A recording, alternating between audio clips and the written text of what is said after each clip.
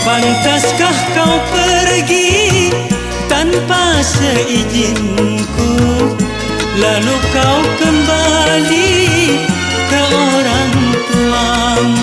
Mengapa pungkiri atau kau tak sudi